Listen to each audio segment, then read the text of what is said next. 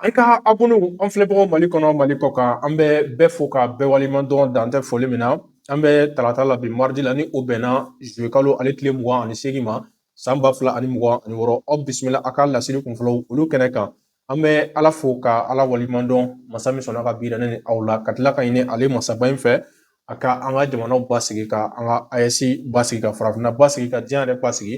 bakuruba la an balimaw video in na an bɛ taa Faransi jamana kan bi an bɛ waati min na sisan tasumako kɔni a kɛlen don kɛɲɛkɛ ye tasuma bɛ ka juguya ka taa fɛ Faransi sud-est yanfan la région de Bordeaux ale yɔrɔ fanfɛyanfanw fɛ la Gironde département de la Gironde ka ko bɛ ka wara kosɛbɛ kosɛbɛ fo Faransi ka cakɛda dɔw bɛ yen Faransi ka usine ba dɔw bɛ yen olu bɛɛ ye kɛlɛkɛminɛnw de dilan ko bibi in na olu yɛrɛ menacelenba don bi kosɛbɛ kosɛbɛ Bordeaux ale région kɔnɔ mun bɛ kɛlɛkɛminɛnbaw dilan mun bɛ hali moteur de fusion mun bɛ olu dilan an balimaw ko nin waati in na o usine caman de bɛ yen menace kun bɛ mun kan Faransi min n'a bɛ ka terroriste kɔkɔrɔma dɛmɛ Mali la yan hali kɛlɛkɛminɛnko nasira fɛ ka taa se renseignement ani ko gɛrɛ Faransi bɛ ka nin bɛɛ kɛ bi ko o Faransi ko gɛlɛyaba de b'a kan a bɛ menace ba de kɔnɔ a ye fɛɛrɛ kɛ jaa ninnu a ka carin kosɛbɛ walasa a bɛ se ka maa caman sɔrɔ abonnement ko caya ka commenter ka like u bɛ an ka jaw sécuriser kunun lɛndonya fɛ ni o tun bɛ tali kɛ juillet kalo tile 27 la tasuma kɔni ko caman farala hali san tuguni tasuma puissance kan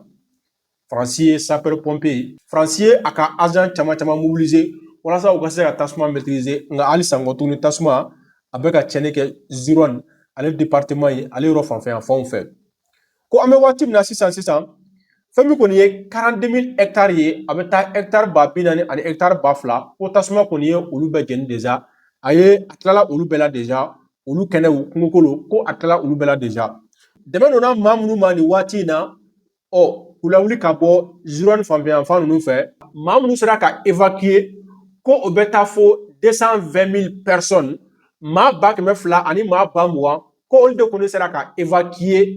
ka bɔ tasuma ka menace ka bɔ o yɔrɔ fanfɛyanfan ninnu fɛ ko olu de sera ka évacuer a bɛ tile filanin bɔ nin ko in bɛ Faransi kun kan a bɛ tile filanin bɔ Macron a n'a ka gouvernement baw u préoccupé ba don kosɛbɛ ni gɛlɛya b'u da la min n'u tɛ ka se ka solution sɔrɔ a la min n'u tɛ ka se ka jangabɛnya n'u tɛ ka se k'o sɔrɔ a la wa min n'u bɛ ka appel kɛ n'u bɛ ka aide ɲini u ka se ka dɛmɛ Union européenne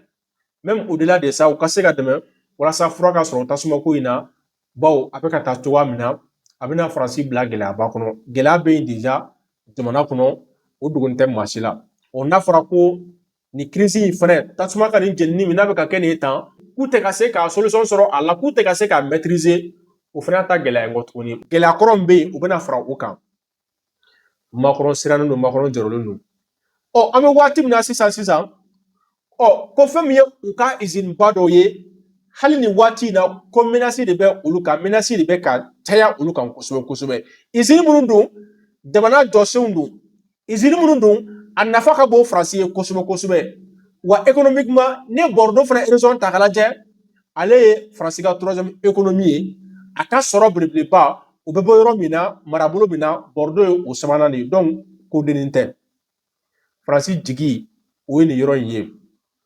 Faransi ka économie Faransi ka sɔrɔ Faransi ka budget o ye nin yɔrɔ in ye an balimaw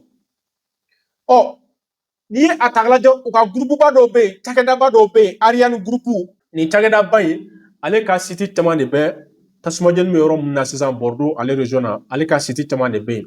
donc a ka bolofara caman de bɛ nin yɔrɔ in na fila bɛ yen u bɛ Saint-Médard-en-Jalles nin ye Faransi nin ye département ye nin y'a yɔrɔ dɔ ye Bordeaux nin ye Bordeaux yɔrɔ dɔ ye u ka cakɛda fila bɛ o yɔrɔ fanfɛyanfanw fɛ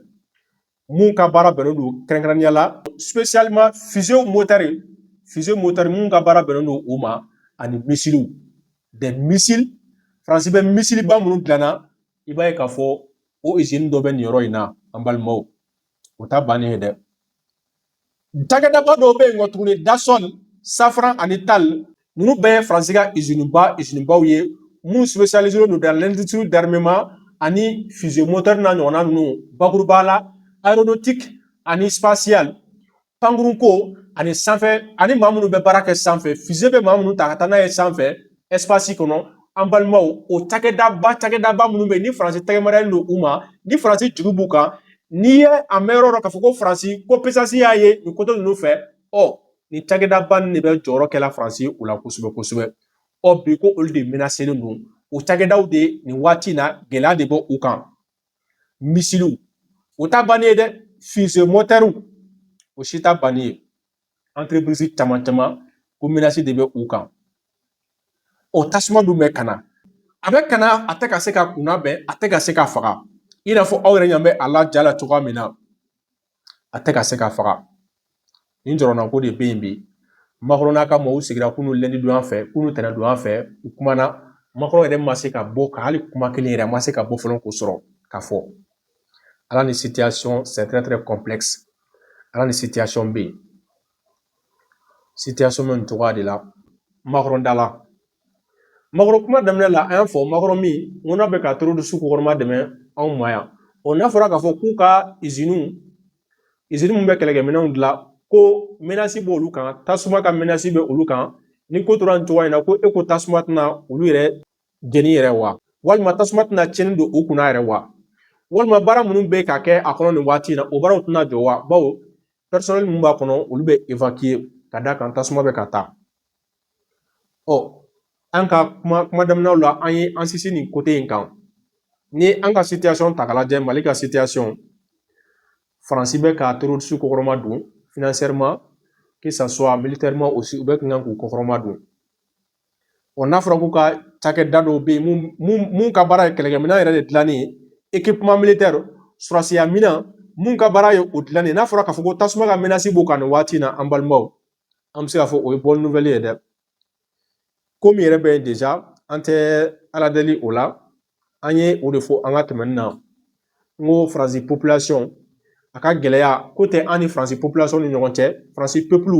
ko tɛ an ni Faransi peuple ni ɲɔgɔn cɛ nka ko bɛ an ni Macron ninnu ani a ka administration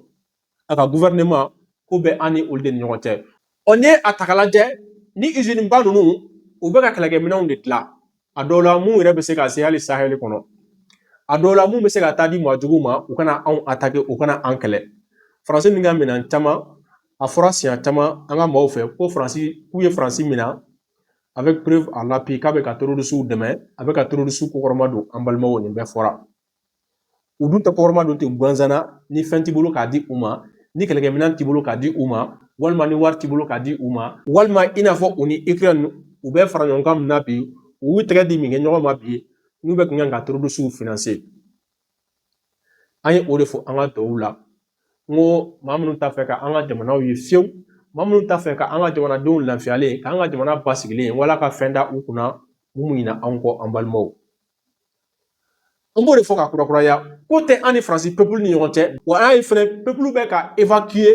ka bɔ tasuma bɛ ka tiɲɛni kɛ yɔrɔ min na u bɛ ka duguladenw évacuer k'u bɔ yen déjà